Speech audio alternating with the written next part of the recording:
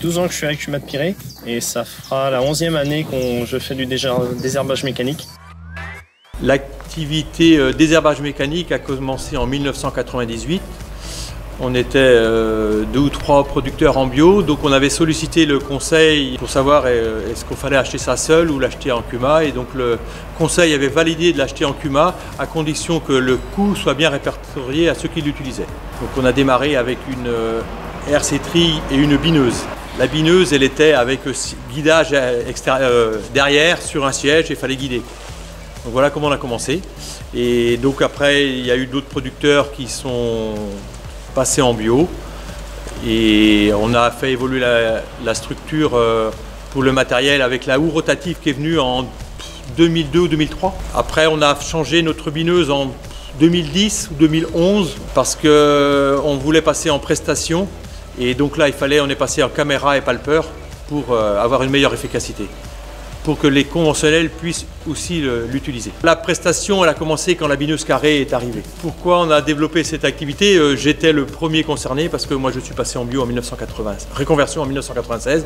Donc moi j'avais besoin de matériel et donc en 98 j'étais dans le conseil. Donc moi j'ai sollicité d'avoir le matériel au lieu d'acheter ça en individuel. Et ça permettait d'acheter ça en collectif, en Cumas, ça permettait de pouvoir l'utiliser pour les bio. Et si les conventionnels avaient envie d'essayer, ça permettait de pouvoir essayer, ou des agriculteurs qui voulaient passer en bio, ce qui s'est passé, c'était rassurant parce qu'il y avait tout le matériel de désherbage mécanique.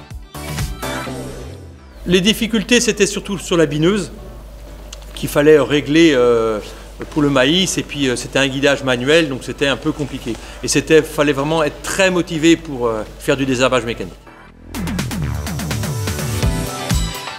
Alors RC-Tri et houe rotative sont mis en location et aussi en prestation à la demande. Autrement, tout ce qui est bineuse betterave et maïs, c'est mené en prestation complète par mois. La location est surtout sur la RC-Tri, la houe rotative et la bineuse, c'est tout en prestation. Parce qu'il faut avoir des compétences pour gérer la caméra, le palpeur et tout. Et on a un chauffeur qui maîtrise très très bien.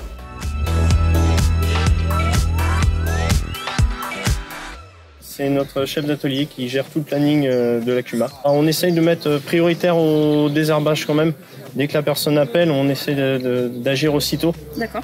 Pour éviter que les mauvaises herbes se développent trop, pour qu'après on ait des problèmes, surtout au niveau de la caméra pour la bineuse. Et souvent, on va dire que les gens appellent principalement au premier passage, et le deuxième passage, on attend qu'ils appellent, mais on met de côté sur le planning, on sait que d'ici 10 jours on retournera, donc on prépare notre planning un peu en avance. On appelle le chef d'atelier, donc le matin, et donc après, mais le matin on dit tiens, moi je dis j'ai 5 hectares à biner, ça peut être dans la semaine, donc après ils organisent les tournées pour être le plus efficace possible. Ça nous arrive plus, c'est quand on fait dès la houe rotative, quoi. On sait que, on a remarqué que tous les 10-15 jours, on a une intervention à faire. En passant devant une parcelle, tu te dis là... Ouais, ça m'est arrivé 2-3 fois, passer devant un tracteur et dire, il faudrait peut-être penser à faire. Ou... Bon, après, on force pas non plus la personne, quoi. Mais surtout, 2-3 adhérents, on va dire que c'est chantier clé en main. Là, à partir du moment qu'on a passé la houe, on sait que tous les 15 jours, on aura quelque chose, donc on prépare un peu le terrain au niveau du planning. Ouais. Comme ça, on n'a pas, comme la betterave, comme cette année, la première personne appelée, du coup, vu que c'est un grand circuit qu'on fait, on a appelé toutes les autres personnes pour voir si elles étaient intéressées du fait que on était attelé. Et en général, toutes veulent en même temps du fait que c'était planté en même temps. La date de semis joue sur les autres interventions, quoi. Nous, en bio, des fois, le chauffeur, il sait bien qu'on a nos parcelles à biner, il nous appelle, tiens, je vais passer, je vais le faire, quoi. On n'a même pas besoin de le dire, il connaît son métier et donc il passe sans qu'on des fois on ait appelé. Donc on fait les adhérents qui sont en bio à la Cumas de Pirée, on fait aussi de plus en plus de conventionnels, des surfaces qui augmentent, c'est vraiment important. Et après on va à l'extérieur, on travaille avec le bassin versant de la Seiche. Donc on fait des prestations pour le bassin versant de la Chesse et d'autres agriculteurs des autres Cumas qui sont en bio et qui n'ont pas le matériel. C'est au premier passage pour éviter un désherbage, le premier désherbage. Je trouve qu'il y a beaucoup d'agriculteurs qui se mettent à passer la bineuse dans les maïs. Alors, en bineuse, c'est maïs et betterave. Autrement, en RC-tri, du blé, céréales. En rotative, maïs.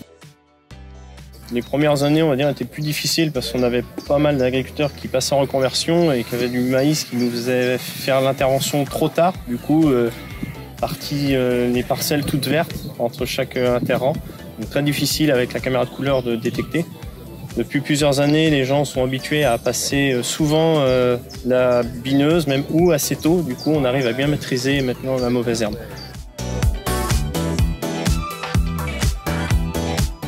La météo. La météo qui nous bloque. Après, des fois, ça fait des grosses journées pour pouvoir passer. Après, c'est le matériel. On est en 6 rangs. Peut-être que demain, il fera passer en 8 rangs pour aller encore un peu plus vite. Les adhérents ont peut-être suivi des formations, mais le chauffeur, il a appris sur le terrain, quoi, avec nous, agriculteurs, quoi. Ouais, c'est vous qui l'avez. Voilà. Ouais.